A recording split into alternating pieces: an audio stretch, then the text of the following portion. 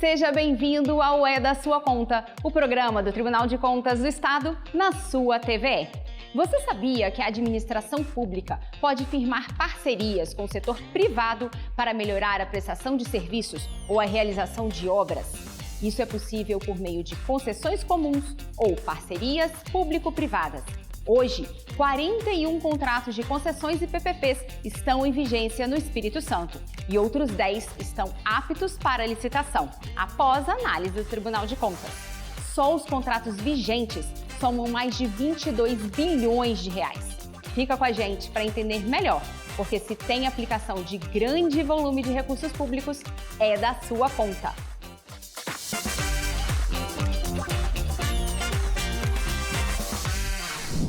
Fiscalizações realizadas pelo Núcleo de Desestatização e Regulação do Tribunal de Contas já geraram mais de R$1 bilhão em benefícios aos cofres públicos, gerados a partir de recomendações e determinações para melhoria em editais de concessões e PPPs. Com longos contratos, por vezes de décadas, essas contratações recebem um olhar atento do tribunal. Para nos explicar sobre esse trabalho, eu estou com o coordenador do setor, o auditor Guilherme Abreu. Bem-vindo, Guilherme. Obrigado, Mariana. Guilherme, para a gente começar, queria que você falasse quais são as vantagens do poder público para esses contratos de concessões e PPPs. Eu posso citar logo de pronto 3 vantagens, tá? A primeira é o aumento no investimento em infraestrutura, que é um grande problema no Brasil. Há décadas que o Brasil tem um déficit nessa área. E quando você traz as PPPs e as concessões comuns, você direciona investimento privado para esse setor nosso que é bastante carente. A segunda, até decorrente da primeira, é um aumento nos recursos disponíveis para manutenção da infraestrutura, que também é um problema grande nos nossos orçamentos públicos. E a terceira, a melhoria na qualidade dos projetos públicos. Tá certo. E quais que são as áreas mais comuns, Guilherme, para a gente ver a administração pública realizando concessões e PPPs? Olha, quase todas as áreas a gente pode ter concessão em PPP, né? Aqui no Espírito Santo eu vou citar 3 que são mais comuns. Na parte de concessão comum, o transporte rodoviário de passageiros por ônibus, e nas PPPs a área de iluminação pública e de esgotamento sanitário.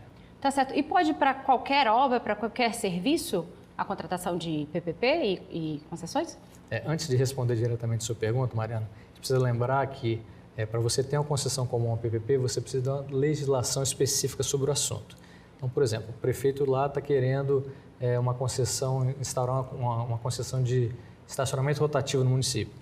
Então, ele tem que verificar antes se já existe uma lei aprovada, senão ele tem que fazer todos os trâmites junto à Câmara Municipal para aprovar essa lei. Para cada um desses serviços que ele tiver interesse. Para cada objeto que ele queira conceder, precisa ter uma lei específica, né? Voltando à sua pergunta, sendo mais objetivo, a Lei Geral de PPPs, ela veda a PPP que tenha objeto exclusivo para fornecimento de mão de obra, fornecimento e instalação de equipamentos e para execução de obra pública. Mas não pode, então, para obra? Sou estranho, né? Porque quando a gente fala em PPP, a gente só lembra de grandes obras públicas.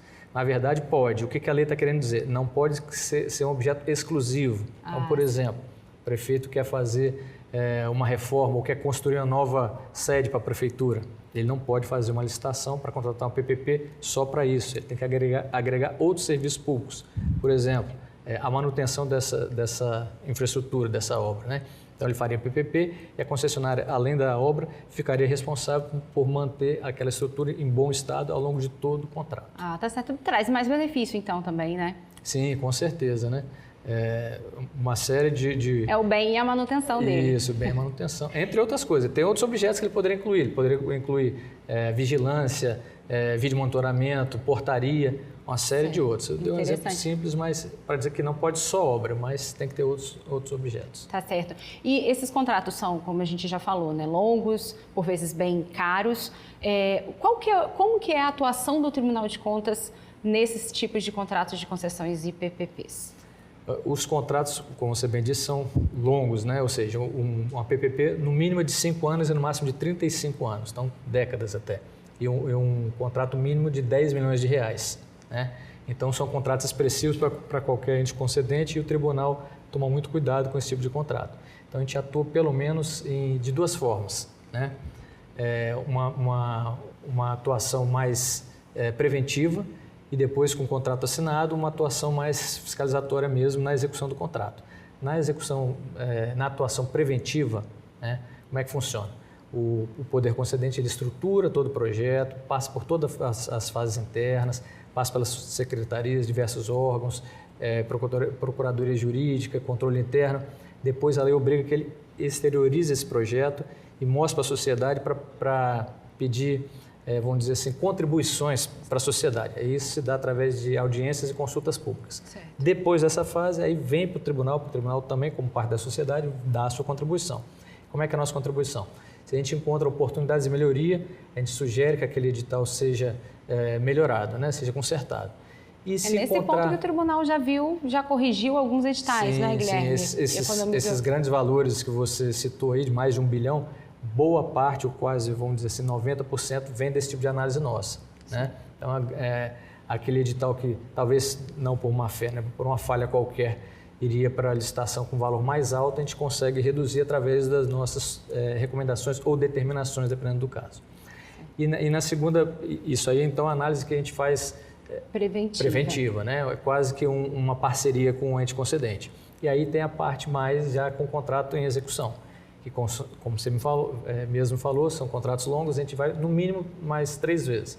A gente vai no início do contrato para verificar se as obrigações iniciais estão sendo cumpridas a contento, sim, mesmo porque o ente concedente não tem muito costume ainda com aquele tipo de contrato, né? A gente vai no meio do contrato, mais ou menos, para saber se está precisando de algum ajuste, se está tudo correndo normalmente. Uhum. E vai também no final, que é a época que a concessionária tem que entregar de volta os bens públicos, os bens reversíveis para o poder concedente, da melhor forma possível, atualizados e modernos, né? Então a gente vai ver se isso também está sendo cumprido. Tá certo. Você tem algum exemplo para a gente conseguir visualizar o que você está falando? Nós temos inúmeros exemplos, tá? Mas aí eu prefiro convidar as pessoas a acessarem o site do tribunal, nosso painel de concessões comuns e PPPs. Lá nós temos 70 e poucos contratos analisados, entre contratos ativos e inativos. Nós temos quase 100 processos de fiscalização disponíveis para todos pesquisarem lá e verificarem. Bom, o painel de concessões está dentro do painel de controle do Tribunal de Contas. Só isso, olhar lá no portal, né, Guilherme? Isso. Acessando www.tces.tc.br, procura painel de controle, clica, aí vão ter N painéis, procura obras e concessões, clica, vai lá em concessões e PPPs e tem todas as informações lá. Fica aí o convite para todo mundo. Isso aí. Obrigada, Guilherme, pelas suas informações. Nada, estamos à disposição. Fica o convite para você navegar pelo painel e ver detalhes de todos esses contratos. E agora eu convido a Clarice Scardua para o Minuto TCE. Olá, Mariana! Já começou o maior programa de capacitação presencial do Tribunal de Contas, o Enfoque. Nossos auditores e técnicos vão de norte a sul do Espírito Santo para oferecer mais de 15 cursos sobre temas ligados ao dia a dia da administração pública, como licitação, orçamento e muito mais. Inicialmente, os cursos já começaram aqui na sede do TCE para servidores de todos os municípios do estado. Na sequência, os nossos auditores pegam a estrada para dar as aulas nos municípios de Boa Esperança, Venda Nova do Imigrante, Vitória, Santa Teresa, São Domingos do Norte e Jerônimo Monteiro. Então você que está nos assistindo e é servidor público de prefeitura ou de Câmara Municipal, não pode perder essa oportunidade. É só entrar no nosso site tces.tc.br/enfoque, acessar a programação, ver aonde o curso será realizado aí perto da sua cidade e garantir a sua inscrição, gratuita. Com certeza vai ter um curso para você lá. Volto com você, Mariana. Obrigada, Clarissa. E tem mais informação para você. O Tribunal de Contas possui um canal direto para ouvir o cidadão. É a ouvidoria. Em 2024, todas as demandas recebidas foram respondidas dentro do prazo. Confira na reportagem.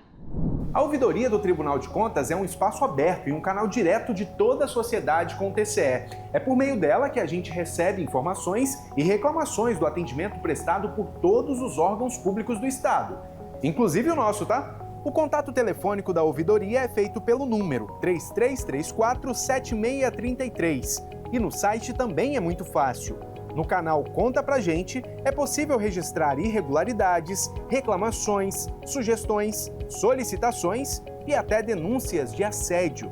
Também pode solicitar uma demanda pela Lei de Acesso à Informação. E pode registrar elogios também, tá? A ouvidoria é o canal de comunicação entre o cidadão e o Tribunal de Contas. Qualquer cidadão, entidade pública ou privada ou um agente público pode entrar em contato com o Tribunal de Contas através da ouvidoria. Pode se manifestar, pode solicitar alguma informação, um pedido de acesso à informação, pode noticiar uma irregularidade no âmbito do Estado ou dos municípios capixabas. No mês de março foi comemorado o Dia do Ouvidor. O evento Ouvidoria Day destacou no auditório do TCE a importância do trabalho desse profissional e também de como a sociedade pode participar mais da administração pública, sempre de olho no serviço que é prestado. E o papel da ouvidoria é garantir que o cidadão possa se manifestar da maneira mais correta possível, mais transparente possível. E é obrigação do órgão público permitir e fomentar a participação cidadã. Os cidadãos têm acreditado, mas no tribunal, no trabalho do tribunal, eles já sentem que quando mandam uma manifestação para a ouvidoria vai ser respondida, vai ser resolvido algum problema que para ele é grande lá no município, mas que talvez aqui no tribunal não chegasse ao controle externo, mas a ouvidoria, junto com os controles internos municipais, tem resolvido e nós damos essa resposta ao cidadão. No ano passado, a ouvidoria aqui do Tribunal de Contas respondeu todas as demandas recebidas dentro dos prazos legais. Foram mais de 1.000 demandas ao todo. E olha, não é por nada não, mas 90% dos usuários avaliaram que se sentiram satisfeitos ou muito satisfeitos com o trabalho prestado pela ouvidoria. Esse canal direto aqui com a gente é para todo mundo que se preocupa com serviço público de qualidade. Seja você essa pessoa também. Valeu, Kaique! Agora você aí de casa já sabe como e onde procurar o tribunal. Obrigada pela sua companhia. Não esqueça de nos seguir nas nossas redes sociais pelo @TCE Espírito Santo. Até a próxima!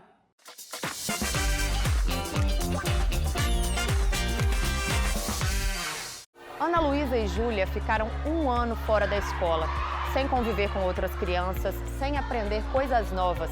Graças a um trabalho de busca ativa, hoje essas crianças voltaram a estudar e têm uma vida inteira para aprender. E o Tribunal de Contas tem a ver com isso.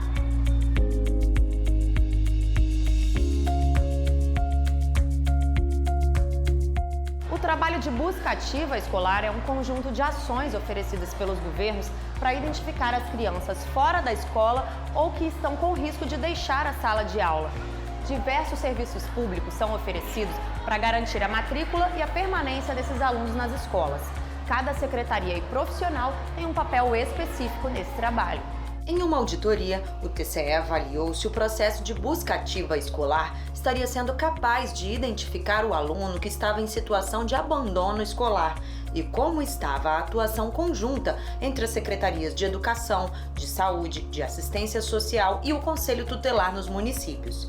Guarapari foi um dos municípios que precisava de melhorar a estruturação do trabalho e, por isso, recebeu recomendações do Tribunal de Contas. Até antes da visita do Tribunal de Contas, o município não entendia muito bem como era essa estrutura do programa Busca Ativa Escolar do Unicef. Com a vinda do Tribunal de Contas e essa auditoria melhorou muito, porque aí a gente começou a botar em prática como deveria utilizar o programa. O sucesso do programa tem sido possível graças ao diálogo entre secretarias de várias áreas. As principais causas do abandono escolar são a vulnerabilidade social e os desafios da educação inclusiva para crianças especiais.